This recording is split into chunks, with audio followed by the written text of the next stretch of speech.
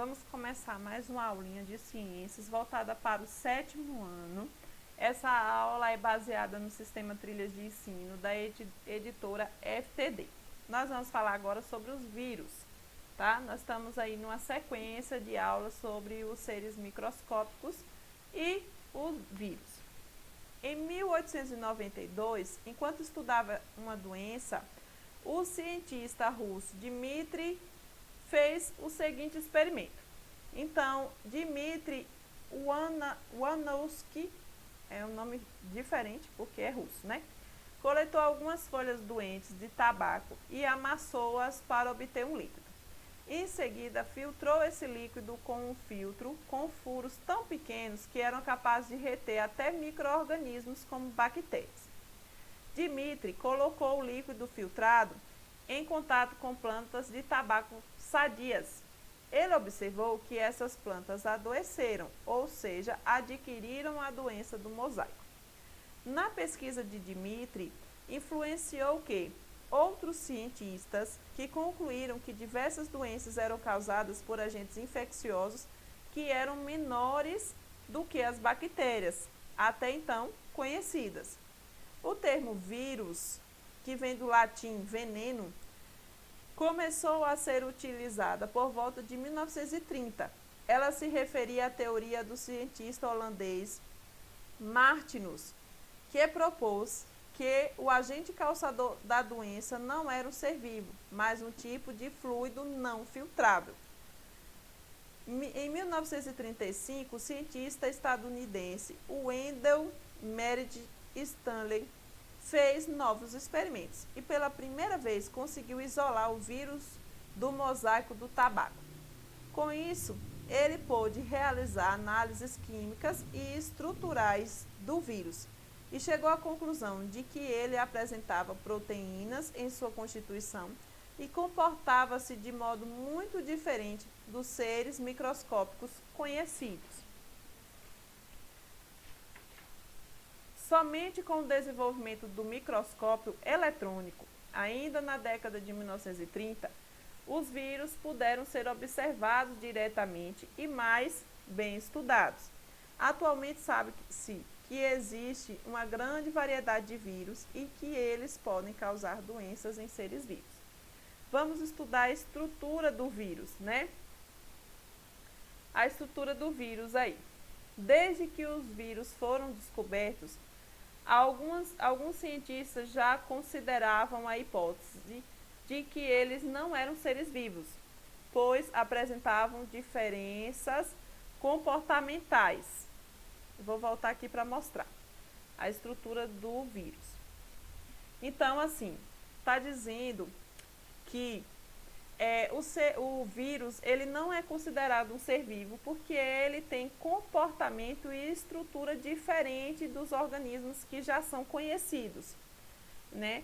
E aí nós vamos ver a estrutura. Primeiro, o vírus ele tem uma cápsula, que é essa parte de cima, essa cabeça aí. Ele tem uma cápsula. Dentro dessa cápsula fica o material genético daquele vírus, que é o DNA ou o RNA, ok? E que ele tem a cauda, que está mostrando aí logo abaixo da cápsula, tem a cauda e umas perninhas aí, certo? Essa é a cauda, que é o que vai auxiliar o vírus a parasitar em uma célula. Além de não apresentar uma estrutura celular, os vírus possuem outra diferença importante em relação aos seres vivos. Eles não têm componentes necessários para se reproduzir ou realizar metabolismo. Por isso, invadem as células dos seres vivos e utilizam a estrutura celular do hospedeiro, ou seja, da célula que ele invadiu, para se reproduzir. Quando estão fora da célula, o vírus ele não se reproduz, ele fica inativo. A célula de um ser vivo, ao ser invadida por um vírus, deixa de realizar suas funções adequadamente, podendo até ser destruída por eles. Então, nesse caso, o indivíduo vai adoecer. Então, está falando que o vírus não é considerado ser vivo porque ele tem comportamento e estrutura diferente, não é formado por células, tem uma cápsula, que é essa cabeça aí, que dentro dessa cápsula fica o material genético, DNA ou RNA, tem uma cauda que vai ajudar ele a parasitar nas células. Ele sozinho não consegue se reproduzir e não realiza metabolismo. E aí o que é que ele faz para ele se reproduzir? Ele vai parasitar em uma célula, como está mostrando aí a reprodução do vírus.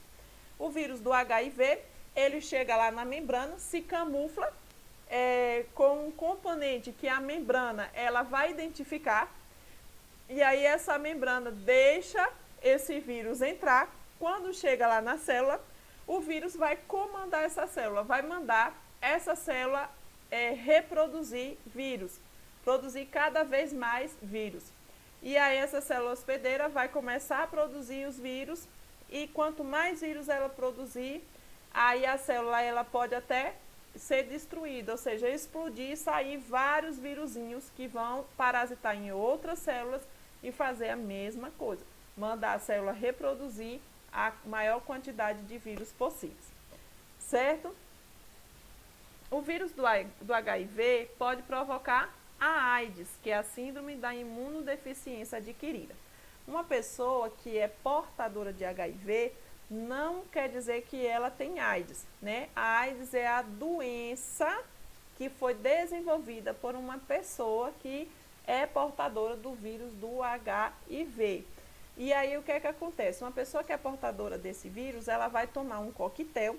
Esse coquetel ele vai agir justamente nessa parte da reprodução do vírus. Então vai impedir que esse vírus hospede na célula e se reproduza. O que é epidemia e pandemia? A concentração de pessoas em cidades, a facilidade de transporte entre regiões distantes e a domesticação de animais são exemplos de fatores que podem favorecer a disseminação de vírus entre as pessoas e também de outros animais para os seres humanos. Quando há uma quantidade de casos de uma certa doença considerada elevada em uma população, diz-se que há uma epidemia, ou seja, quando tem um aumento de casos em um determinado lugar de uma doença, está com epidemia. E quando esse aumento de casos de uma determinada doença atinge outras regiões, outros países e outros continentes, aí é chamado de pandemia. Nós estamos em 2021 e nós estamos passando por uma pandemia causada pelo coronavírus, que a gente está estudando vírus aqui, né? Causada pelo coronavírus. Então, nós estamos em o quê? Em uma doença que surgiu aí e atingiu todos os continentes da Terra e trouxe aí essa pandemia. Aí ele trouxe, está mostrando aí o exemplo em 2009 de uma pandemia que causou morte de centenas de pessoas. O vírus responsável por essa pandemia foi o H1N1, certo? Em 2014 ocorreu a epidemia, ou seja, foi só num local, né, do vírus Ebola, que se iniciou em Guiné, um país da África, e atingiu alguns países vizinhos. Como a maioria dos casos aconteceu na África, não houve disseminação por outros continentes, ela foi considerada uma epidemia. E aqui nós concluímos a aula de vírus.